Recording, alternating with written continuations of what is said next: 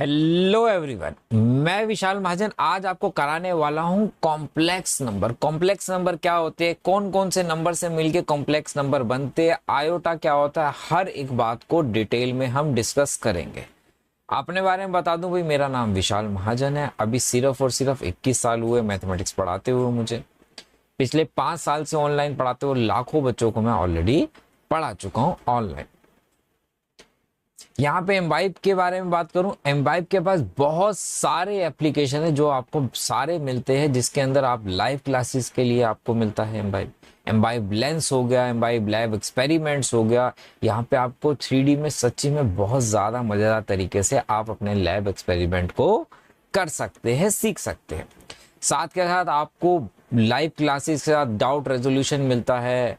आपको एक ही सब्शन प्लान के अंदर, अगर आप 11th क्लास में हो, आपको जेई करना है, आपको नीट की प्रिपरेशन करनी है, आपको एनडी करनी है, आपको अलग अलग सब्शन प्लान लेने की कोई ज़रूरत नहीं होती। एक ही सब्शन प्लान के अंदर आपको सब अनलॉक हो जाता है। सारे ऐप्स और सारी लाइव क्लासेस, सारे के सारे बैचेस अनलॉक हो जाते हैं, वो भी सिर्फ मात्र 499 रुपीज़ पर मंथ के अंदर सब कुछ आपको मिलता है। चलिए स्टार्ट करते से पहले हम ये बात करते हैं कि कॉम्प्लेक्स नंबर होता क्या है।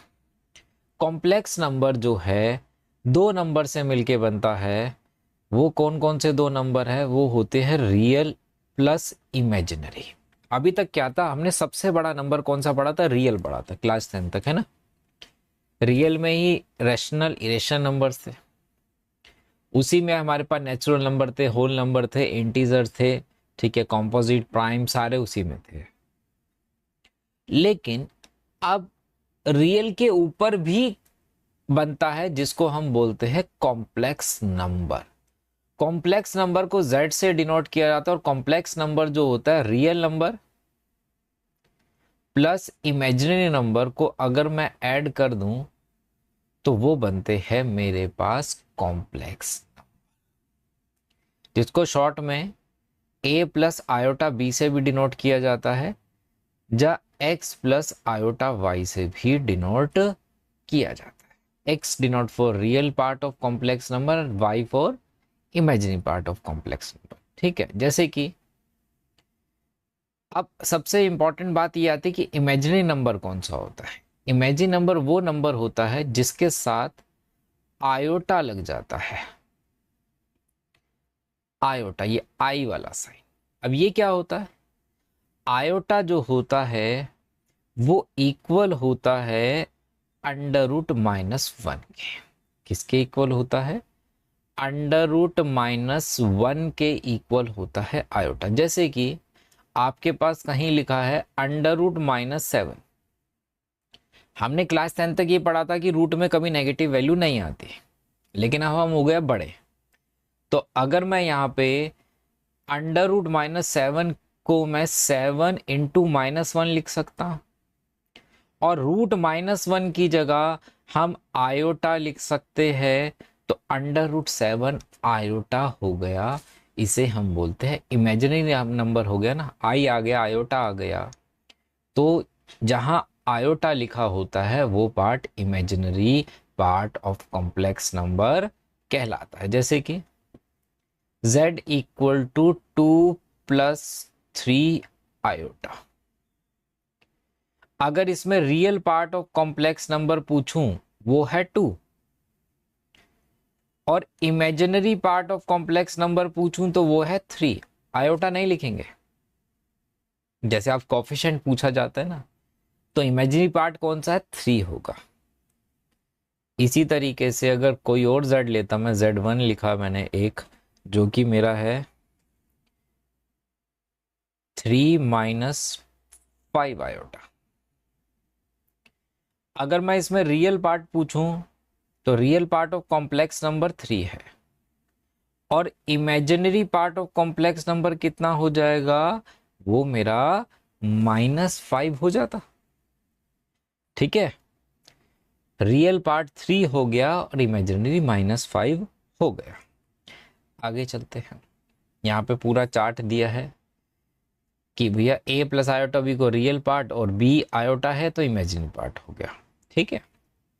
चल, अब बात ये आती है कि इसकी जरूरत क्यों पड़ी। सबसे इंपॉर्टेंट बात ये होती है कि कॉम्प्लेक्स नंबर की आखिर जरूरत क्या थी। रियल से काम तो 10 तक तो चल ही रहा था।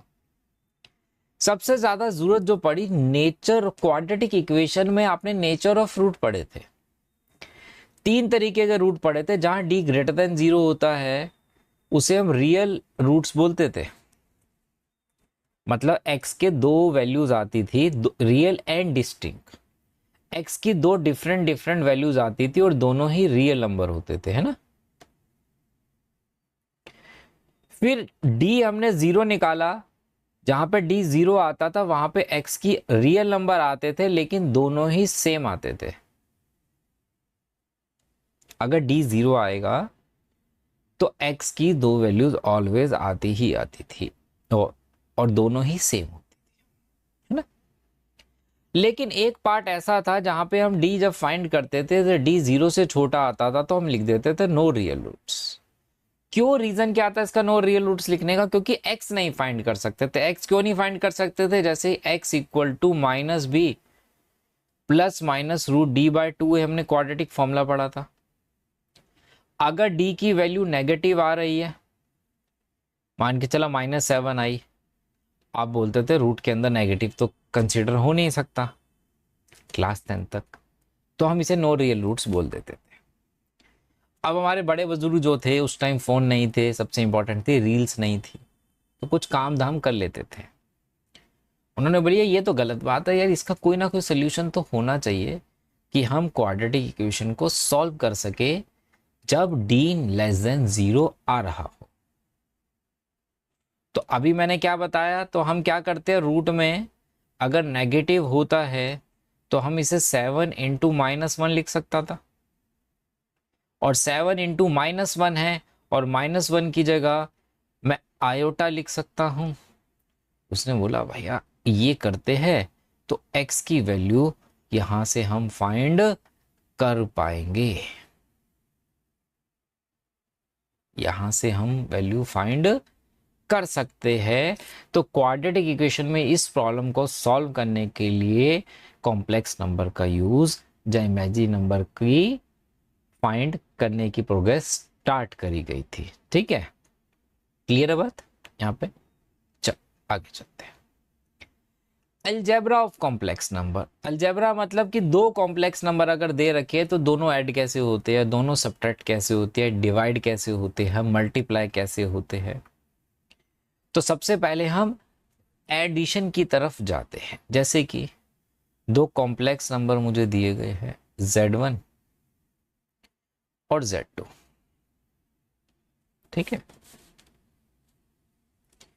कह रहा है Z1 प्लस Z2 करो, तो क्या करेंगे भाई, दोनों कॉम्प्लेक्स नंबर मैंने लिख लिए।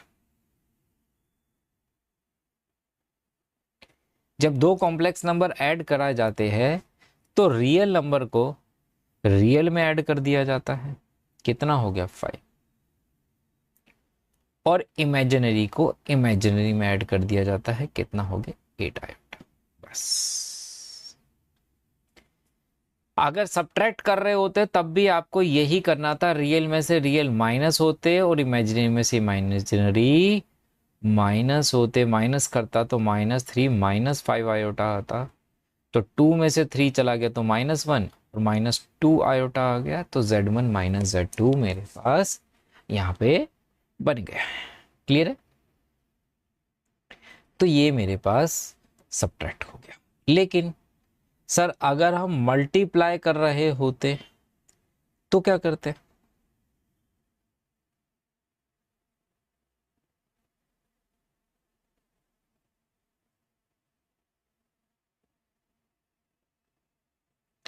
तो मल्टीप्लाई जैसे 2 ब्रैकेट्स को मल्टीप्लाई किया जाता सेम वैसे ही मल्टीप्लाई करते हैं। जैसे कि पहले 2 की मल्टीप्लाई अगर हम करते तो 2 3 जा 6, 2 5 जा 10, ठीक है। फिर 3 की मल्टीप्लाई करते तो 3 3 जा 9, 3 की आयोटा की 5 में करते तो ये हो जाता 5 आयोटा स्क्वायर। अब यहां जरा ध्यान देना भाई, अंडर रूट -1 किसके इक्वल था? आयोटा के इक्वल था, है ना। अगर मैं दोनों तरफ स्क्वेयरिंग बोथ साइड कर दूं तो -1 इक्वल टू आयोटा स्क्वेयर हो जाता। तो जहां जहां आयोटा स्क्वेयर आएगा वहां ऑलवेज -1 पुट कर देते हैं। तो 6 प्लस ये हो गए 19 आयोटा, ये हो गया 5 इंटू -1। तो 6 में से 5 गया तो 1 प्लस 19 आयोटा मेरे पास Z1 प्लस Z2 मिल गया। तो दोनों मल्टीप्लाई भी हो गए। तो जो बचपन से हम कैलकुलेशन करते आ रहे हैं वही अलजेब्रा में प्लस माइनस सब्ट्रैक्ट में वही चलने वाली है, ठीक है, और मल्टीप्लाई में। ये कुछ रूल्स है, इनको आप देख लो, कम्यूटेटिव, एसोसिएटिव, डिस्ट्रीब्यूटिव, ठीक है। एक क्वेश्चन कर लो छोटा सा। Z1 है हमारे पास 4 - 2 आयोटा या +2 आयोटा, और Z2 है मेरे पास 3 - आयोटा। दोनों को करना है मल्टीप्लाई, Z1 इंटू Z2 को। तो कितना आप बनाते जल्दी से बताओ। 4 की करते 12 में, 4 की करते माइनस आयोटा में तो -4 आयोटा, 2 की 3 में करते तो 6 आयोटा, और -2 आयोटा स्क्वायर होता है ना। तो 12 प्लस 2 आयोटा और +2 कहाँ से आ गया? आयोटा स्क्वायर की जगह -1, ठीक है। तो ये कितना था भाई? 12 -4 6 और -2 आयोटा, तो मेरे पास 14 + 2 आयोटा आ रहा है भाई। Z1 इंटू Z2 14 + 2 आयोटा, 4 3 ज़ा 12, 4 1 ज़ा 4 माइनस का 2 3 ज़ा 6 और 2 आयोटा स्क्वायर माइनस का। क्लियर है? चल आगे चलते हैं।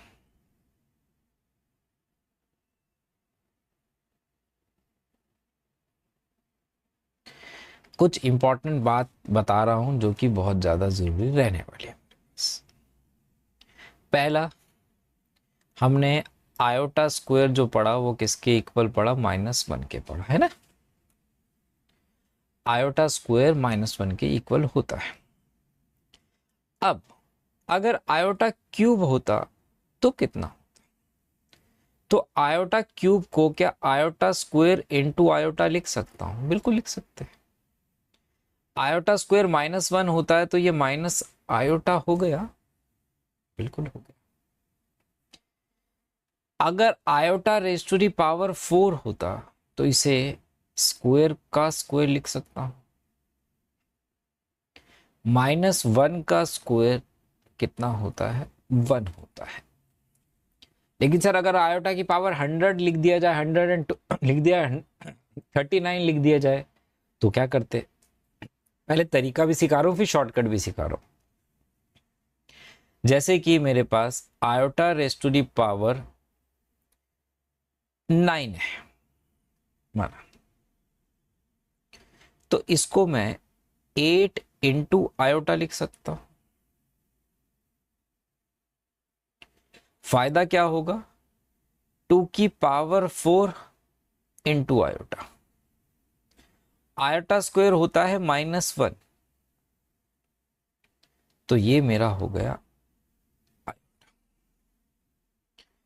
इसी तरीके से iota raise to the power अगर 15 होता तो मैं इसे आयोटा 14 इंटू आयोटा लिख सकता हूं। आयोटा 14 को 2 की पावर 7 लिख सकता हूं, जो कि होता है -1 की पावर 7 माइनस, तो माइनस आयोटा आ जाता क्या। अब अगर यहां पे 39 होता मान के चलो, तो कैसे लिखता? 36 इंटू आयोटा लिखता।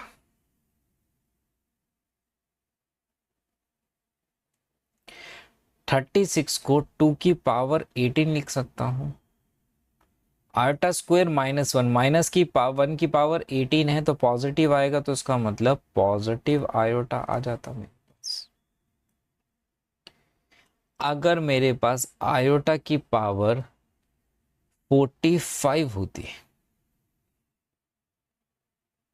तो 44 इंटू आयोटा लिखता, और 44 को 2 की पावर 22 लिख सकता हूं भाई। -1 की पावर 22 है तो 1 आता, और 1 इंटू आयोटा आयोटा आता।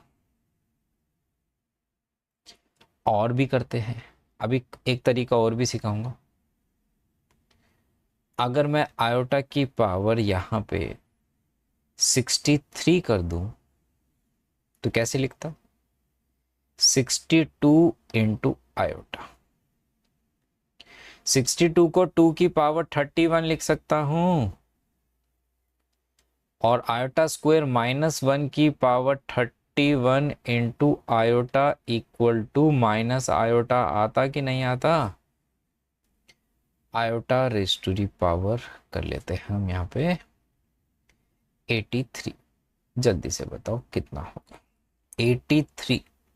83 को iota raise to the power 82 into iota लिखता। 82 को 2 की पावर 41 लिख सकता हूं। आयोटा स्क्वायर -1 होता है, माइनस की पावर अगर 41 है तो नेगेटिव ही आता, तो आंसर मेरा माइनस आयोटा, मतलब आयोटा की पावर 83 की जगह मैं माइनस आयोटा यूज करता। ठीक है, अभी इसके शॉर्टकट भी समझाऊंगा, लेकिन उससे पहले हम कुछ क्वेश्चंस को बनाते हैं। NCERT exercise first complex number की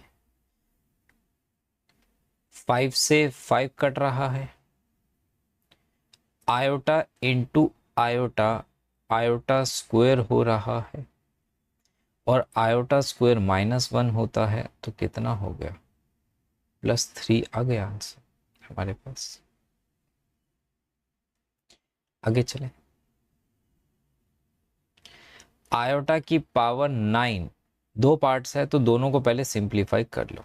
9 को 8 इंटू आयोटा, 8 को 2 की पावर 4 इंटू आयोटा, तो ये आ गया पॉजिटिव आयोटा, है ना।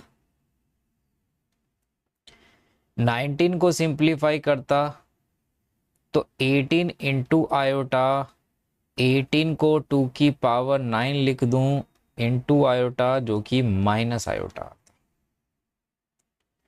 तो एक पॉजिटिव आ रहा है और एक नेगेटिव आ रहा है, पॉजिटिव माइनस नेगेटिव, इसका आंसर 0 आ गया। ठीक है, तो इसको आप 0 + 0 आयोटा भी लिख सकते हो। तो रियल पार्ट कितना है 0, इमेजिनरी भी कितना है 0।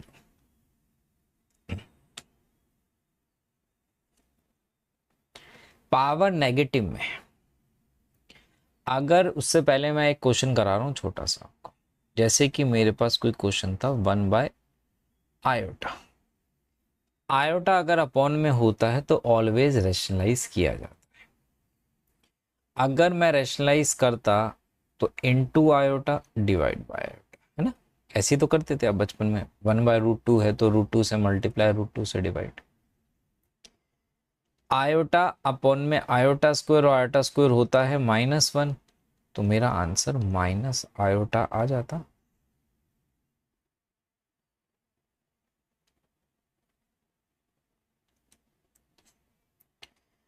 अब नेगेटिव में पावर है, पॉजिटिव करने के लिए पहले मैं इसको अपॉन में लेके जा रहा हूं।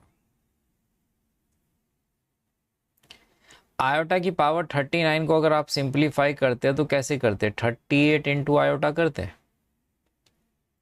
और 38 को 2 की पावर 19 लिखते, जो कि माइनस आयोटा आता। यही तो आता भाई। और आयोटा अगर अपॉन में आ रहा है तो ऊपर नीचे मल्टीप्लाई कर लो।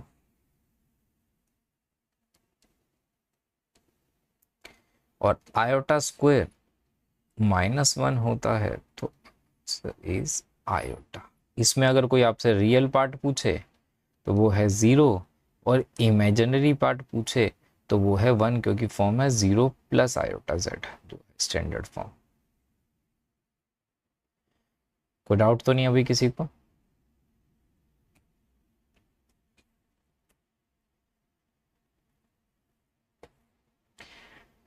सिंपल है, ब्रैकेट्स ओपन हो रहे हैं, ब्रैकेट्स ओपन कर लो। 3 1 7 जा 21 plus 21 iota plus 7 iota plus 7 iota square. 21 ये दोनों ऐड हो जाएंगे तो 28 आयोटा हो गया। आयोटा स्क्वायर है इसलिए -1 हो जाएगा, तो 7 इंटू -1 -7, तो 14 प्लस 28 आयोटा मेरी स्टैंडर्ड फॉर्म बन गई, जिसमें रियल पार्ट 14 है और imaginary part of complex number 28 रहने वाला है मेरे पास। अगर हम इन दोनों को ऐड करते हैं तो कितना हो जाता? 1 minus iota plus 1 minus 6 iota, तो 2 माइनस 7 आयोटा हो जाता है ना। सबसे पहले ब्रैकेट ओपन किया,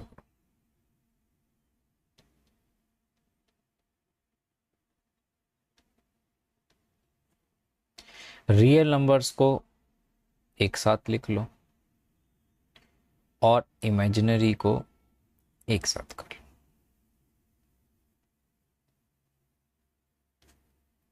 एलसीएम लेते तो -19/5 आ रहा है भाई, और इसमें एलसीएम लेते तो 4 और 25 -21/10 आयोटा, इसमें आयोटा था, तो -19/5 -21/10 आयोटा ये मेरा बन जाता। चलिए क्वेश्चन नंबर 7 में पहले हम ब्रैकेट ओपन कर लेते हैं भाई।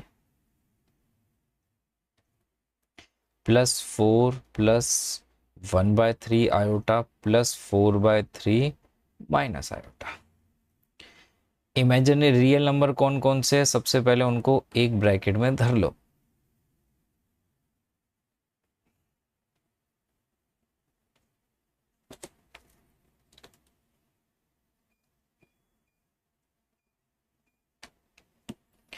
और इमेजिनरी को भी एक ब्रैकेट में रख लो। 7/3 1/3 -1 और आयोटा, है ना। अब इनका अगर एलसीएम लेते तो 3 आता, ये हो गया 1, ये 4 5 और ये 12, तो 17/3 आ रहा है भाई। यहाँ एलसीएम लेते तो 6 8 हो जाता, 8 में से 3 जाता तो 5/3 आ रहा है। हो गया आराम से।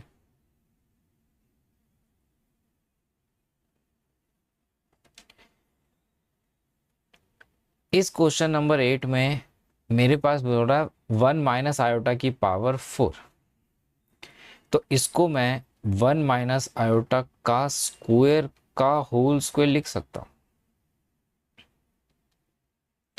तो अंदर बन रहा है a माइनस बी का होल स्क्वायर, जो होता है a square plus B square -2ab के। आयोटा स्क्वायर कितना होता है? -1, ये कट गया। -2 का स्क्वायर 4 और आयोटा का स्क्वायर, और आयोटा स्क्वायर होता है -1, तो आंसर -4 आ रहा है इस क्वेश्चन का। चलिए क्वेश्चन नंबर 9 देखते हैं। फॉर्मूला होता है हमारे पास, अगर हम देखें तो यहाँ a प्लस बी का होल क्यूब बन रहा है, जो कि आपने बचपन में पढ़ा है। a³ plus b³ plus 3a² b plus 3b² है ना। ठीक है, तो पहला हो गया हमारे पास, a का क्यूब करता तो 1/27, b का क्यूब 3 है, 3 का क्यूब करेंगे तो 27 आयोटा क्यूब। 3a² अगर करते तो 1/9 इंटू बी, बी है 3 आयोटा। 3b² करते तो मेरे पास आता 9 आयोटा स्क्वायर, और इंटू a करते तो 1/3। यही आ रहा है फॉर्मूले से। 3 से ये गया, 3 से ये चला गया, 3 से ये गया, तो 1/27 आयोटा क्यूब है, और आयोटा क्यूब जो होता है वो माइनस आयोटा के इक्वल होता है, तो -27 आ गया, प्लस आयोटा, आयोटा स्क्वायर है, और आयोटा स्क्वायर जो होता है -1 के होता है, तो -9 हो गया। तो 1/27 -9 रियल नंबर्स ये एक साथ कर लिए, और ये आयोटा था यहाँ पे, ये -26 आयोटा है ना। ये हो जाता 243 में से 1 गया तो 242 आ जाता। And does not exist by 27 -26 iota. तो क्वेश्चन नंबर 10 में क्या है भाई, दोनों नेगेटिव के हैं, तो क्या करना चाहिए हमें, -a - b का होल क्यूब है, तो माइनस अगर कॉमन लेता तो मेरे पास कुछ इस तरीके से ये बनता ना, तो मेरा होता ये -a + b का होल क्यूब। तो अब फॉर्मूला अगर हम लगाते तो a क्यूब, a मतलब 2, 2 का क्यूब 8, प्लस b का क्यूब करते तो 27, और आयो b का क्यूब है तो iota cube, plus 3a² into b करते, प्लस 3b² अगर हम करते, जो कि मेरे पास था 1/9 आयोटा स्क्वायर इंटू a, 2 हो जाता। आप देखो क्या क्या काटा पीटी हो गई, 3 से 3 कट गया, यहाँ 3 से ये चला गया, तो मेरे पास 8 आयोटा क्यूब का मतलब हो गया माइनस आयोटा हो गया, ये 4 आयोटा हो गया, और आयोटा स्क्वायर की जगह मैं क्या लिख दूं, -1 लिख दूं, तो ये -2/3 हो गया। रियल को एक साथ लिख दो और इमेजिनरीज को एक साथ लिख दो, जहां साइड में कैलकुलेशन कर लो आपकी मर्जी। बस कैलकुलेशन करते तो कितना हो जाता है, 24 में से 2 चला गया तो 22/3 हो जाता, और ये कितना हो जाता 54, और 108, 108 में से मेरा 1 जाता तो 107 आ जाता बाय 27 आयोटा। यही है भाई।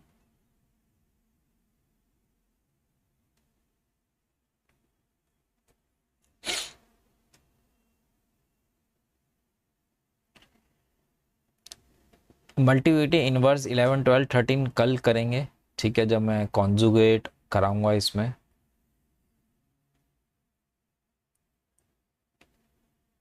क्वेश्चन नंबर 14 देखते हैं भाई। कह रहा express the following expression a plus iota, मतलब सिंप्लीफाई करना है अपने को, स्टैंडर्ड फॉर्म में, जनरल फॉर्म में लाना है। ऊपर अगर हम देखें तो दोनों ब्रैकेट्स मल्टीप्लाई हो रहे हैं, a + b a - b, तो कितना हो जाता 3 का स्क्वायर a² - b², अपॉन में अगर मैं ब्रैकेट ओपन करता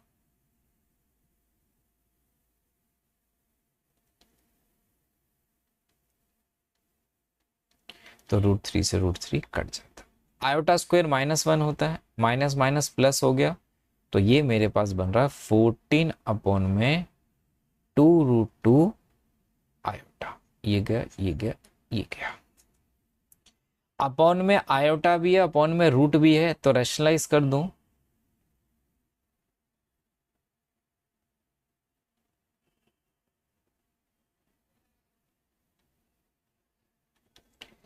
तो 7√2 आयोटा अपॉन में 2 आयोटा स्क्वायर, और आयोटा स्क्वायर किसके इक्वल होता है, -1 के होता है, तो -7/2 √2 आयोटा आपकी स्टैंडर्ड फॉर्म हो गई। इसमें रियल पार्ट कोई पूछता तो वो 0 है, और imaginary part of complex number पूछे तो -7/2 √2 बन जाता। ठीक है, चलिए मिलते हैं नेक्स्ट टाइम बेटा, बाय बाय, टेक केयर।